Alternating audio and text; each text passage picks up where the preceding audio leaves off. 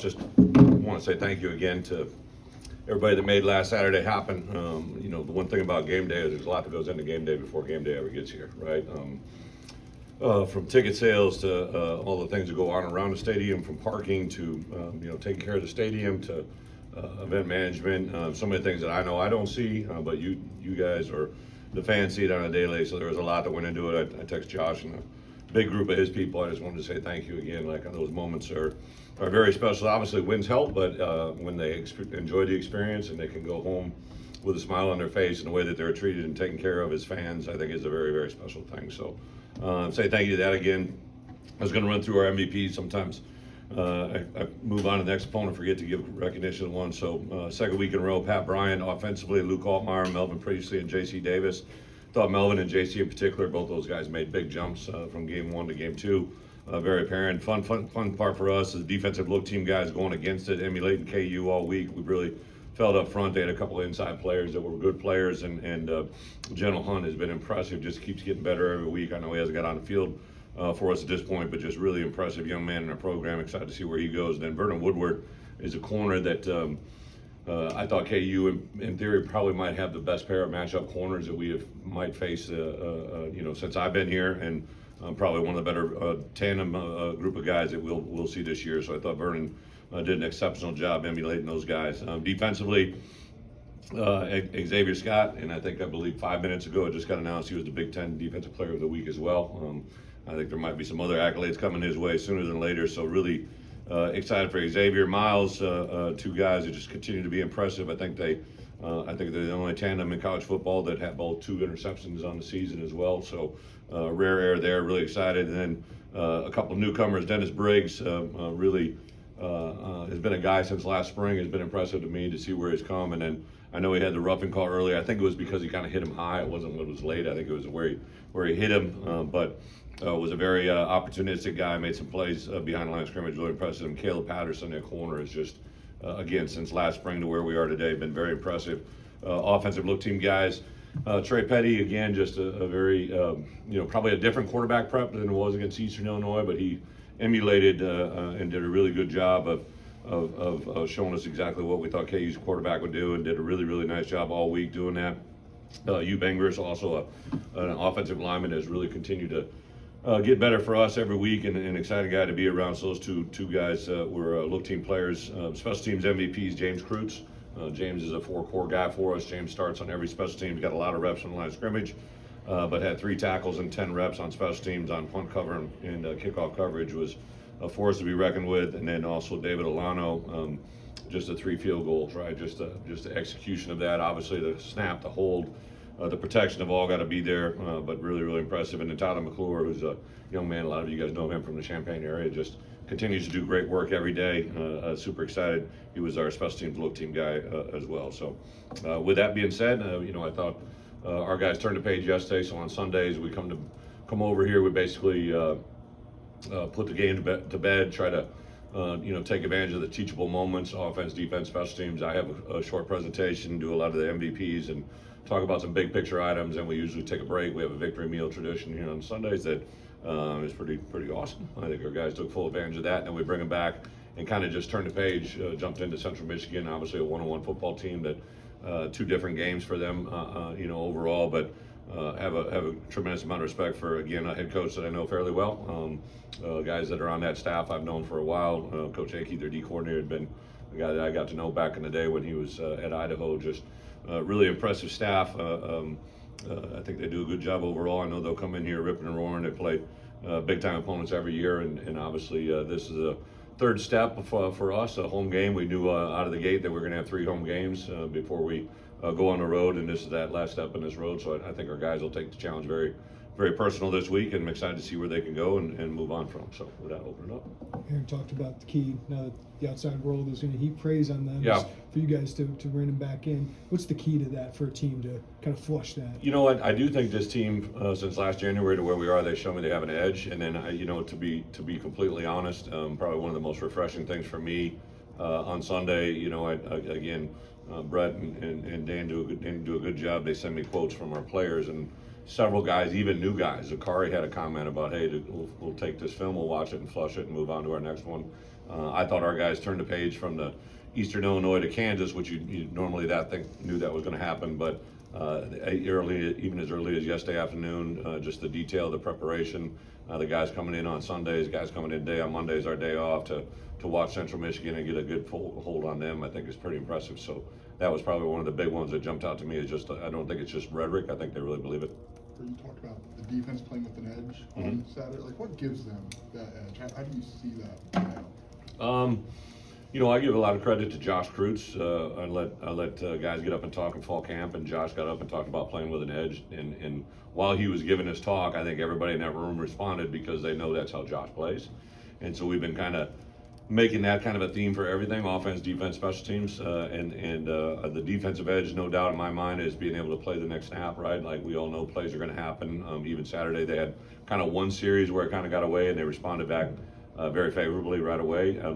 I told them yesterday, one of our keys for the entire team was to play complementary STD, what we call our STD, TSD, tough, smart, dependable edge, right? And I think the big thing for us defensively was sometimes when things aren't going well, complementary football isn't how well the offense plays or the special teams, or vice versa. If the offense isn't doing well, have a defense make a play.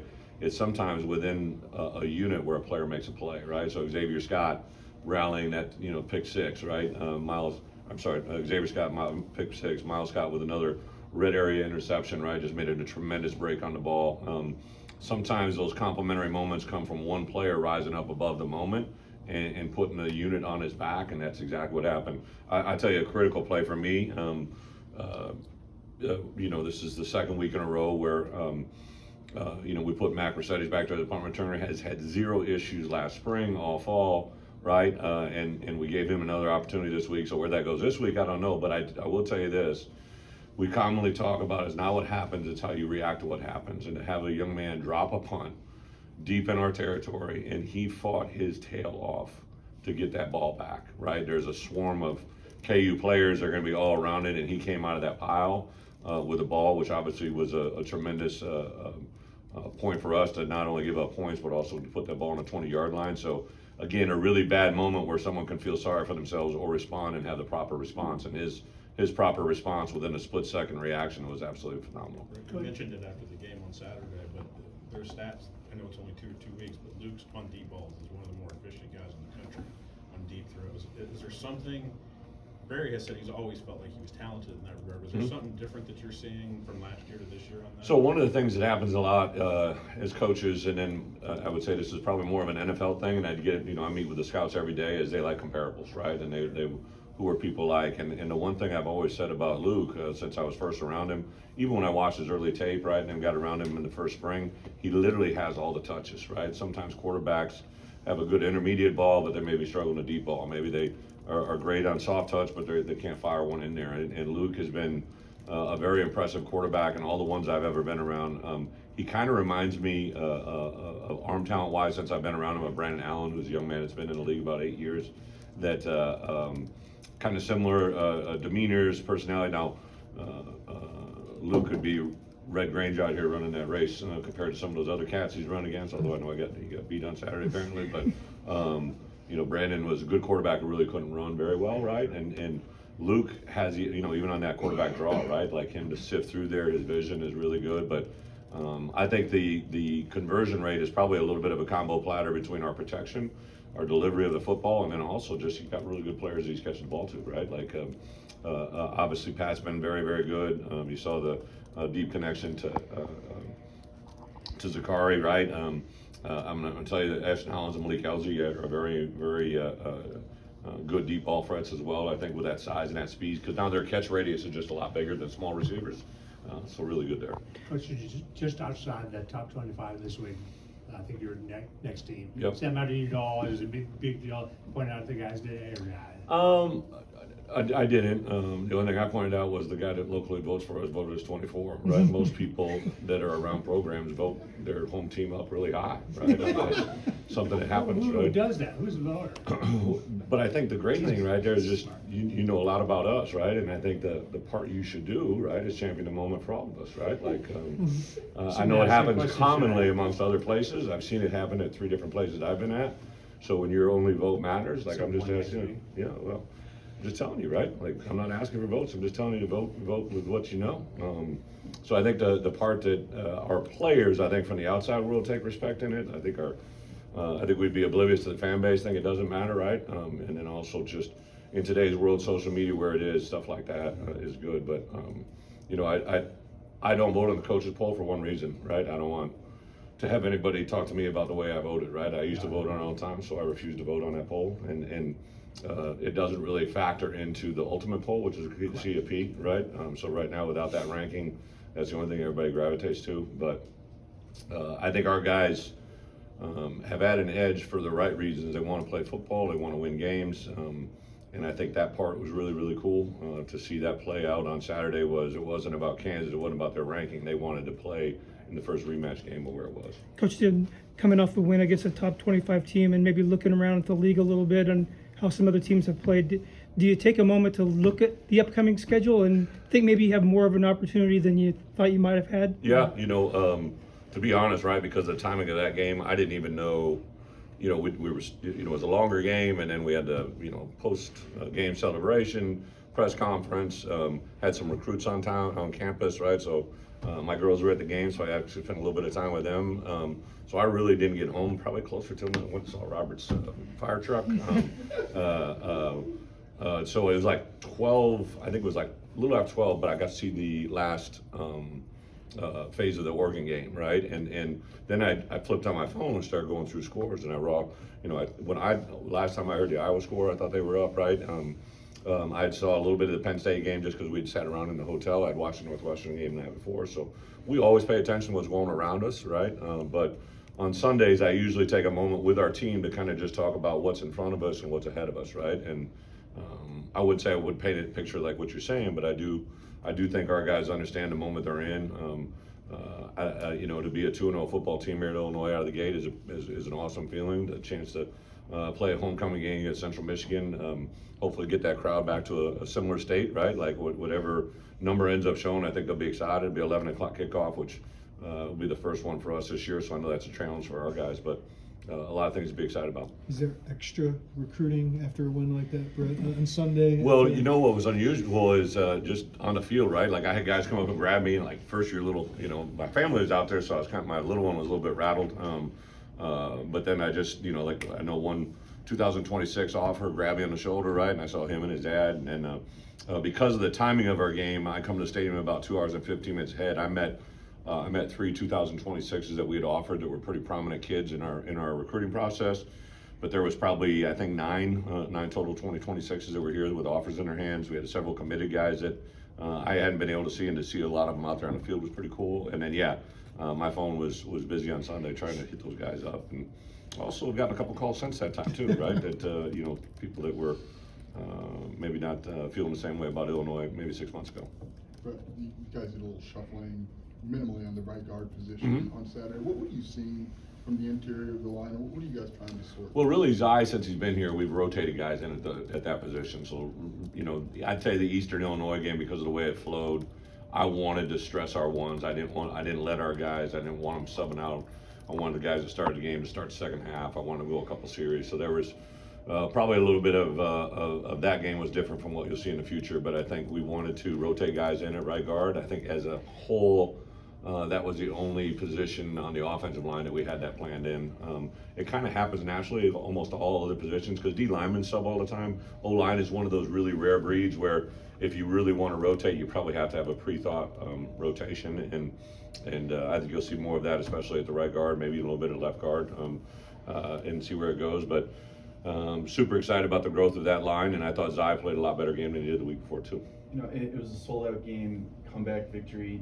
As a head coach, do you ever like rank this win? Like, was this one of the best wins you've had at Illinois?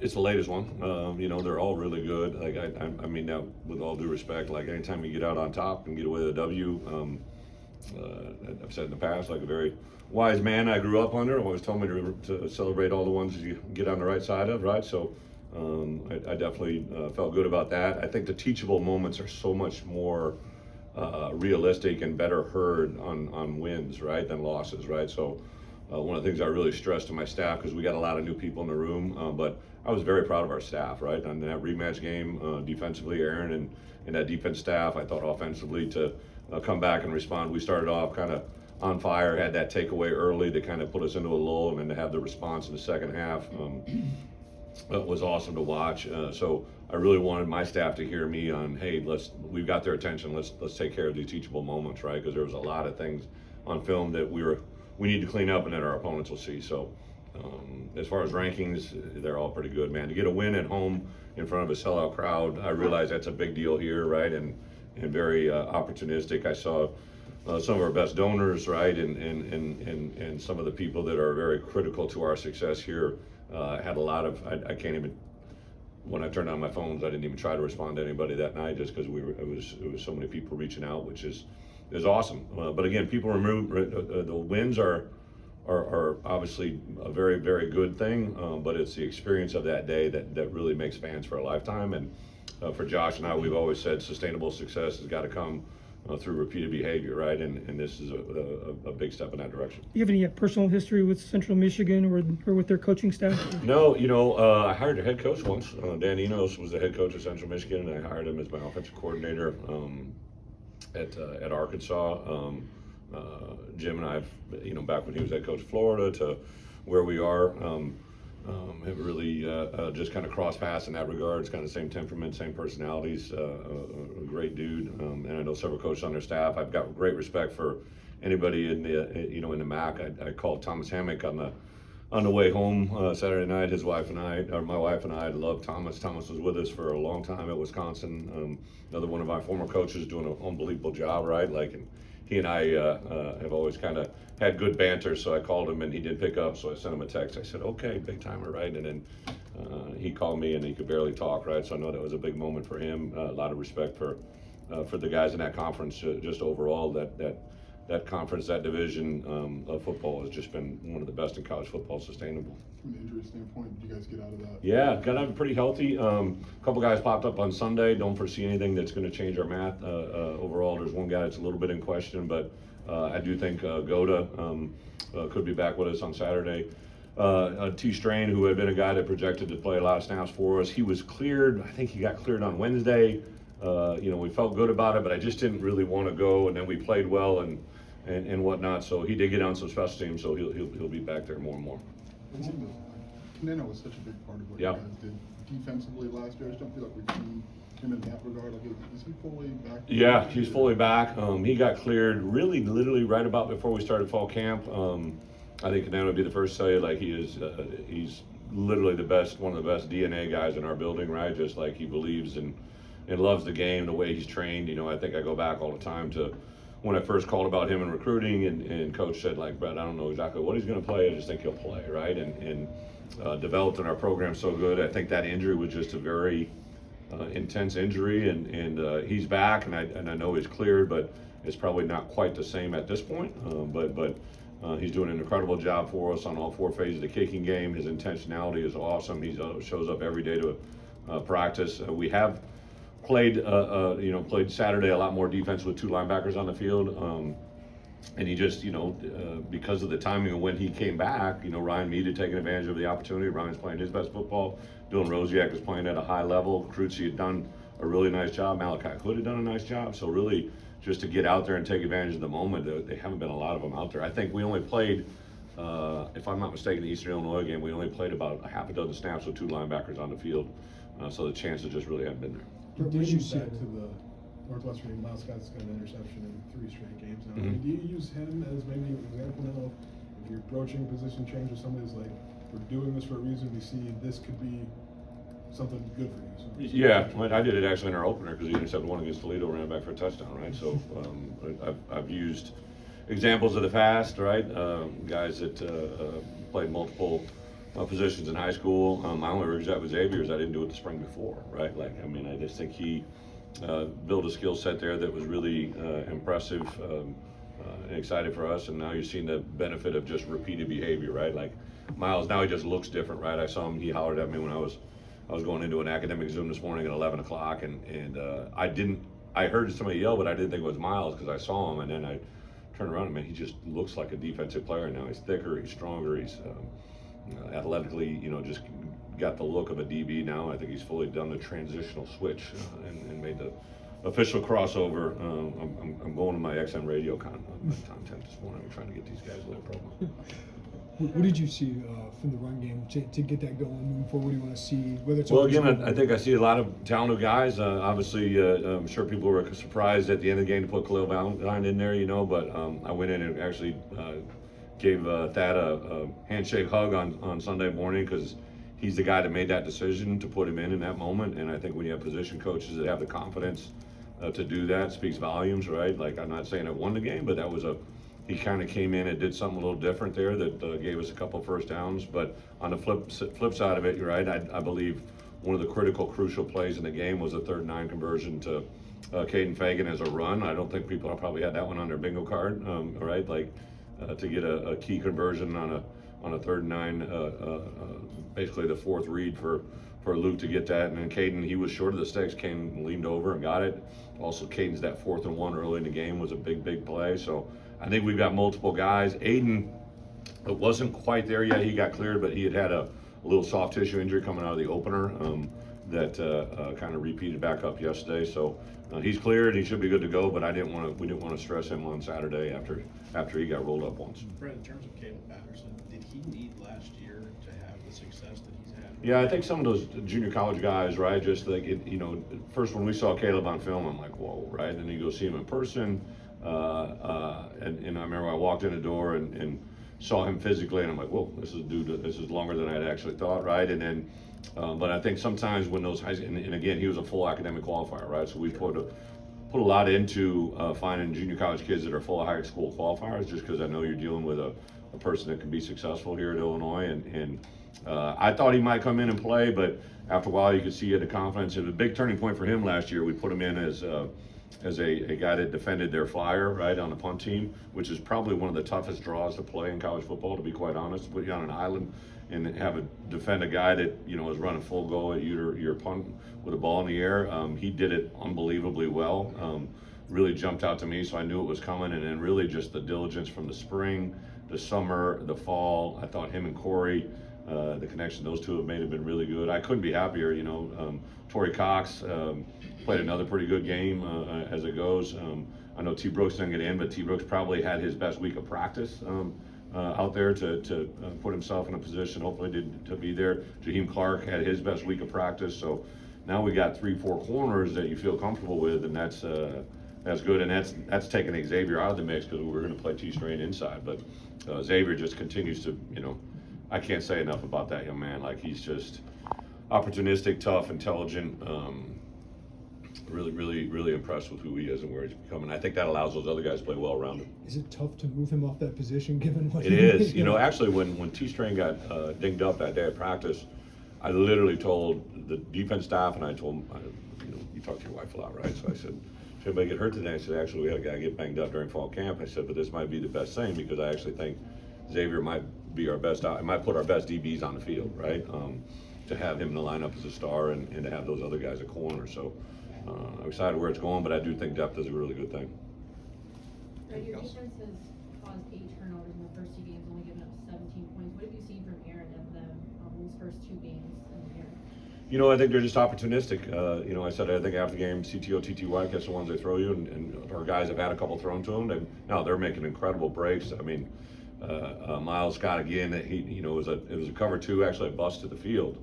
It should have been 2 deep safeties there, and then he just read it, baited it, and then drove himself into it. Xavier, just to hear him talk about it, but also to see. So I showed the team a lot of times defensive plays are missed by that much, right? Like just that much. And it's usually when they see something they don't totally trust and believe it to accelerate as fast as they need to make. And Xavier Scott saw that one. He knew what we were playing, which put him in the call literally put him in that position to make that play. But it's one thing to be in the position, it's another thing to do it. And he pulled the pin, ran, caught it at its highest point, and then obviously accelerated it. Didn't love his post-game celebration, which we had to comfort about. Also had a come to Jesus moment about his video capabilities in the locker room, which we don't need any film producers in this market. It was so ironic, right? The week before, I was sitting at home because we played on Thursday night, and I saw these Instagram Live things happening with locker rooms, and I went to Brett Moore and Pat Pearson, and I said, hey, have any of our guys ever done this? I've never seen it. I've never been on Instagram in my life. And they're like, Coach, we haven't done it. And I literally put it on my list to cover on Wednesday or Thursday with the team. Just kind of got caught up in the moment. I didn't really want to be a negative Nelly, so I'm like, okay, well, I'll go ahead and then bingo, right after the game, right? That one popped up. So should be a quick curtail to that moment, I think. But also, it's fun to see our kids grow. It really is. But you mentioned on Saturday, like, obviously the card fit a need for what you guys wanted roster-wise, but you kind of alluded to you guys fitting a need for him in his career. So what's the value of that in those two things? You know, Zakari, I mean, I know you guys, he doesn't really love it. Even when they came up to me and said, let's put Zakari in a press conference, I go, does Zakari want to go to the press conference, right? Because sometimes he doesn't want to talk. But I thought I saw him last week step up his game in preparation.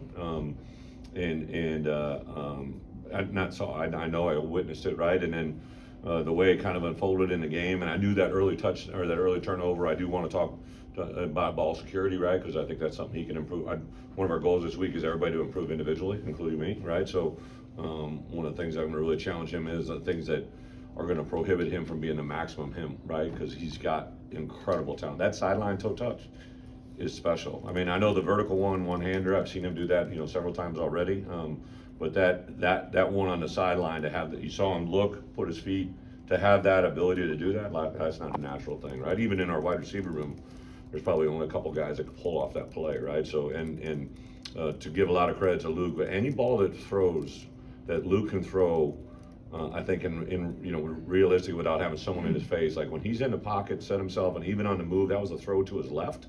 Like you throw that's Aaron Rodgers stuff, right? Like I'm not saying it's Aaron Rodgers, but like one of the things that was tough to defend Aaron Rodgers was his ability to escape to his left, right? And as a defensive unit, you always know escape to the defensive left, to their right is always a big deal with right-hand quarterback. When you got a righty that can throw going to his left, that's Mount Everest error. That's rare error. That's just not a common thing. Coach, it's homecoming. Is that an opportunity to visit with some former players? How important it is to keep those guys in the Mikey Dudak is our guest captain. I'm excited about. I remember playing against or coaching against him, and then I met him at a function. I'm just like, man, this kid's gonna be a guest captain. This is great, Mike Dudak, right? So I call him, and I'd actually contact Kurt Kittner. Kurt was going to try to do it, and then Kurt's coaching his son, so his youth football schedule got in the way of him being guest captain. But we'll get him back sooner than later. So I called Mike and.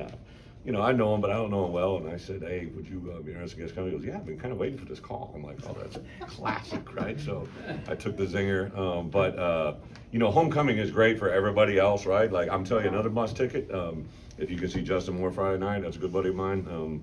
Literally one of my favorite people in this world. I won't be able to watch him. My wife, I'm sure, will go take in some attendance. But Justin on Friday night will be a great start to the homecoming weekend. We had the tradition on Sunday, which my kids love it. Like we went to dye the fountain orange on Sunday morning, and was absolutely awesome to see that experience again and see all the people after the run.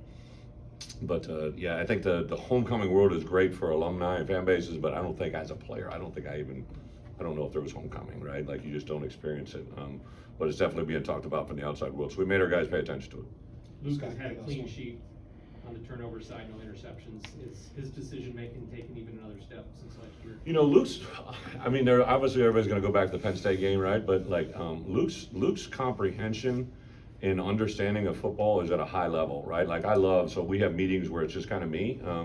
Barry's in there sometimes, but then we have a one on Friday where it's just me and the quarterbacks, and I let them have the clicker, which means he has the remote, right? So he's running through plays, and Luke's ability to speak with confidence and volume, and then it's kind of fun to watch the other quarterbacks speak to Luke, right? And what we got going on in that room is really pretty awesome. And I think, Luke has the ability to understand where things are, how they're going to play out.